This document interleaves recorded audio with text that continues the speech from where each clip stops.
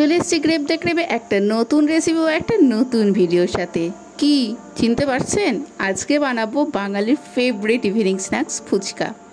তো দেখিনি কি করে বানাই। সেটার জন্য আমি কটা মটর নিয়েছি, সেটাকে প্রেসার কুকারে দিয়ে দিয়েছি, আর সাথে দিয়ে দিয়েছি কটা আলু। সেটাকে ভালোভাবে সেদ্ধ করে নিয়েছি। আর এখানে বানিয়ে নেবো আমি একটা মশলা, যার জন্য নিয়ে নিয়েছি জিরে, এলাচ, লবঙ্গ, দারচিনি, মৌরি, লঙ্কা, ধনে, গোলমরিচ ও তেজপাতা। প্রথমে তেজপাতা এবং শুকনো লঙ্কাটাকে একবার শুকনো খোলায় ভেজে নেব। একটু ভাজা হয়ে গেলে সেগুলোকে তুলে বাকিগুলোকে দিয়ে আর একবার ভেজে নেব। 5 মিনিটের মতো লো ফ্লেমে শুকনো খোলায় এদিক ওদিক করে ভেজে নেব। ধনে ভাজতে একটু বেশি সময় লাগে, তাই ওটা 1 মিনিট আগে দিয়েছি। 1 মিনিট পর বাকি মশলাগুলোকে দিয়ে একসাথে ভালোভাবে ভেজে নেব। ভাজা হয়ে গেলে একটু ঠান্ডা হতে দেব। ঠান্ডার পর মিক্সিতে একদম গুঁড়ো করে পেস্ট করে নেব। এই যে মশলাটা তৈরি হয়ে গেছে, এটা আপনি সব জায়গাতে ব্যবহার করতে পারেন। ফুচকা হোক, আলু কাবলি বা ঝালমুড়ি, সবেতেই লাগবে এই মশলাটা। তো এটা নোট করে নিন। আমি তো একবারে বানিয়ে নিই, 1 কোটো করে রেখে দিই, তারপর সব কিছুতে। এবার ম্যাজিক করে দেখলেন, বানিয়ে দিয়েছি শসা কুচি, পেঁয়াজ কুচি। আপনি তার সাথে যা যা আপনার দরকার, লঙ্কা কুচি, ধনে পাতা, সব কিছু আপনি কুচিয়ে নেবেন। আর আমি এখানে রেডিমেড ফুচকা কিনে নিয়েছি দোকান থেকে।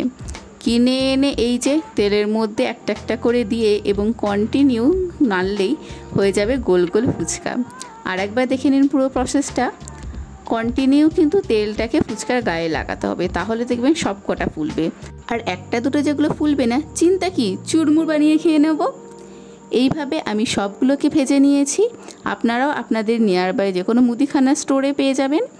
এগুলোকে কিনে আনুন আর ঝটাঝট বানিয়ে নিন। এবার আলু মাখার পালা। আলুগুলোকে ভালোভাবে সেনে নিয়েছি, তার সাথে পেঁয়াজ কুচি, লঙ্কা কুচি সব কিছু দিয়ে দিয়েছি বাদাম আর সেদ্ধ করে রাখা ছোলা ও মটর। সবটাকে ভালোভাবে মিক্স করে নেব।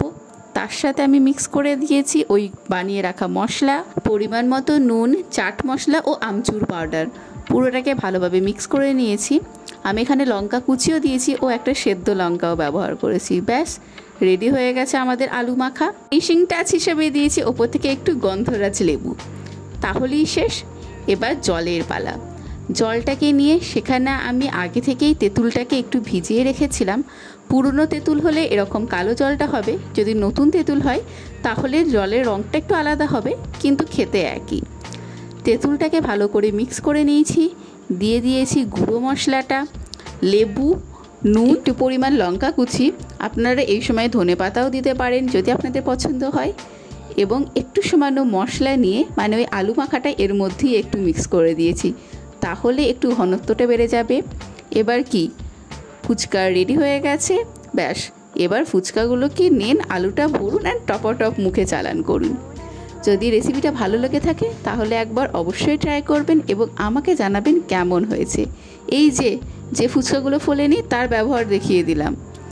ব্যাস যদি ভালো লেগে থাকে তাহলে একটা লাইক, সাবস্ক্রাইব করে পাশে থাকবেন। দেখা হবে আবার একটা নতুন রেসিপির সাথে, নতুন কোনো ভিডিওতে।